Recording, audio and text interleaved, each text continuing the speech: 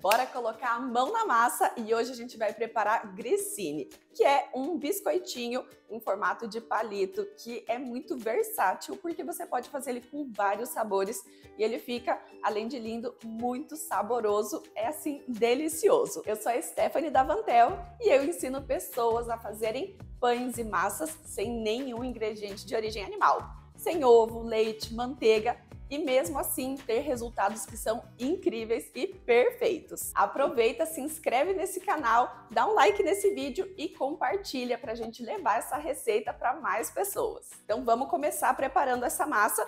Eu vou fazer na batedeira, mas você pode fazer na mão sem nenhum problema. Os ingredientes são super fáceis de encontrar, com certeza você já tem aí na sua casa. E como eu falei, os sabores você pode variar, então com certeza você não vai precisar comprar mais nada para fazer essa receita. Coloca o fermento biológico seco e um pouquinho da água para a gente estar dissolvendo esse fermento. Mistura bem. Acrescenta o azeite de oliva, a farinha de trigo, o sal e mais um pouco da água. Eu ainda vou deixar mais ou menos 100 gramas para colocar só se for necessário. Não é toda batedeira que faz a massa de pão, né? Ela tem que ter o batedor de gancho, são batedeiras planetárias. Tem também, né, batedeiras domésticas mesmo, com valor acessível.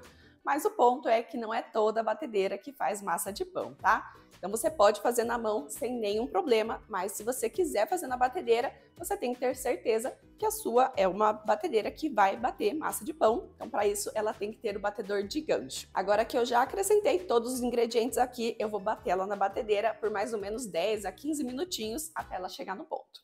A minha massa ficou 15 minutos na batedeira e agora a gente vai transferir ela para uma outra vasilha para ela estar fermentando. Se você fizer a sova na mão, você vai perceber que pode levar mais tempo, principalmente porque tudo vai depender da sua habilidade, de como você estiver fazendo a sova manual. Mas o mais importante é você estar atenta ao ponto da massa, que ela tem que ficar bem lisinha e bem homogênea. Para você fazer o teste, você pode pegar um pedacinho da sua massa e com a pontinha dos dedos você vem esticando ela. Se você perceber que você consegue esticar e ela não rasga com facilidade, você consegue até ver a luz lá do outro lado, aí ela tá pronta. Que a gente percebe que ela praticamente não gruda na mão, gruda só se a gente ficar muito tempo com a mão em contato com a massa. Então aqui ela tá perfeita, agora a gente vai cobrir e deixar descansar até dobrar de tamanho. Dependendo da temperatura na sua região, esse tempo pode variar bastante. Então não se apegue ao relógio. Fica de olho na massa e assim que ela dobrar de tamanho, aí sim tá pronto pra gente fazer a modelagem. A minha massa já fermentou, levou 1 hora para ela dobrar de volume. Eu também já liguei o forno, então ele tá pré-aquecendo em 200 graus e já untei uma forma. Você pode usar a forma que você tiver aí na sua casa, não precisa ter furinho, o que você tiver, só passar um pouquinho de óleo, untar e já vai ser suficiente para os nossos palitinhos não grudarem na hora do assamento. Agora vamos trazer ela para a bancada e começar a modelar. Se você perceber que a sua massa está grudando lá embaixo, ó, a gente pode usar um pouquinho de farinha. E aqui é importante a gente não usar muito para não deixar ressecada a nossa massa. Então vamos colocar um pouco de farinha aqui na bancada. E agora, com a ponta dos dedos, a gente vai tirar todo o ar aqui de dentro. Então pode pressionar bem, que a gente vai tirar todo esse ar.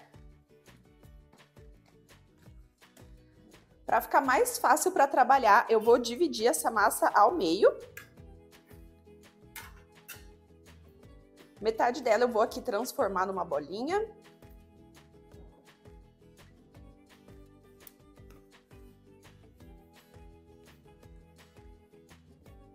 E deixar aqui no cantinho descansando.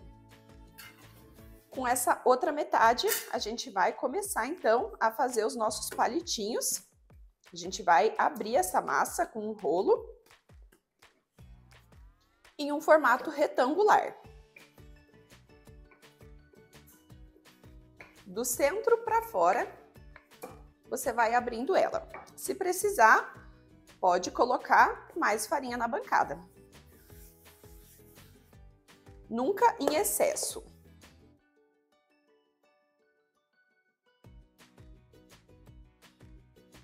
Aqui eu não vou mais abrir ela no sentido do comprimento, vou só alargar. Ela tem que chegar aqui a mais ou menos meio centímetro de espessura.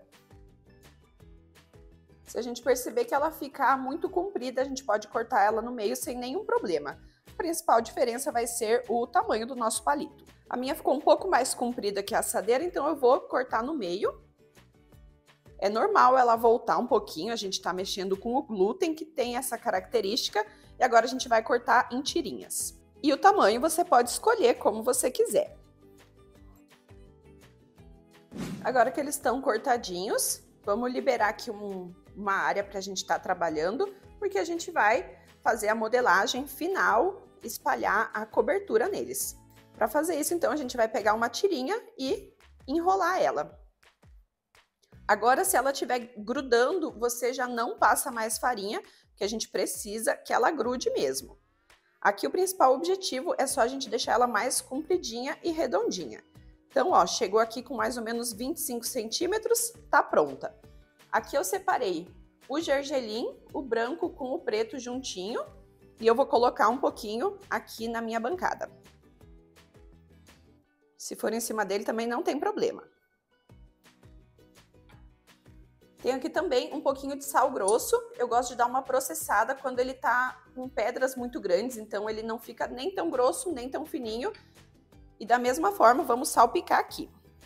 O sal em menor quantidade, claro. E aqui a gente só vai enrolar ele em cima dessa cobertura que a gente escolheu. Então você pode erguer, como ele fica grudadinho, e colocar em cima dessa misturinha que você fizer. Ó, agora ele já vai deixando de grudar na bancada, porque vai grudando no gergelim. E aqui a gente tem que dar uma pressionada sim para ele grudar. Senão depois ele vai cair. Então vamos dar uma enroladinha. Sempre que você enrolar, dá uma apertadinha para o gergelim grudar, ele entrar na massa. Então, olha só como é que fica a nossa tirinha. Agora a gente vai passar para a forma untada. Aqui ele, então, na assadeira, se você precisar, se você perceber que ele está encurtando, você vem e dá um apertãozinho aqui para ele grudar na forma. Agora vamos repetir o processo com todos eles. Pode colocar um pertinho do outro, mas não grudado, porque ele ainda vai crescer um pouquinho no forno. Grissines modelados, bora assar em forno pré-aquecido em 200 graus, por mais ou menos 30 minutinhos até eles ficarem douradinhos. Para fazer o de ervas finas, então, a gente vai trabalhar da mesma maneira, colocando um pouquinho de ervas e um pouquinho de sal.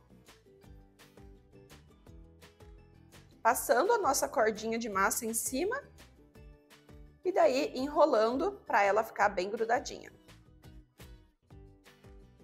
As ervinhas são bem mais fáceis para grudar, a gente não tem que pressionar tanto como o gergelim. E vamos trazer para a assadeira untada.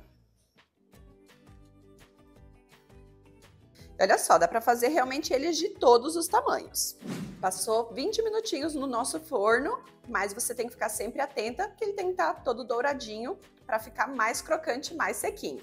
Já estão prontinhos os nossos grissines. Se você conseguir esperar, te aconselho a deixar ele resfriar um pouquinho, porque ele fica cada vez mais crocante.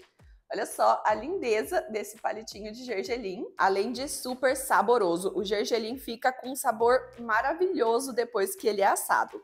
E aqui o com ervas, que também fica super saboroso.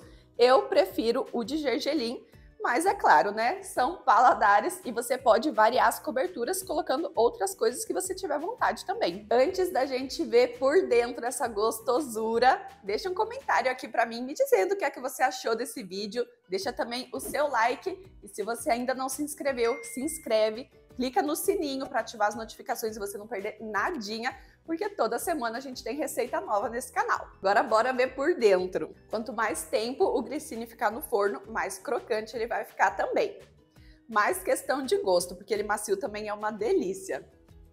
E olha só que delícia a crocância desse biscoitinho. Esse aqui é o aperitivo perfeito para você curtir com a sua família. Se você fizer essa gostosura, me marca lá no Instagram, Stephanie Davantel, que eu quero ver você arrasando aí na sua casa. Até a próxima receita. Beijo!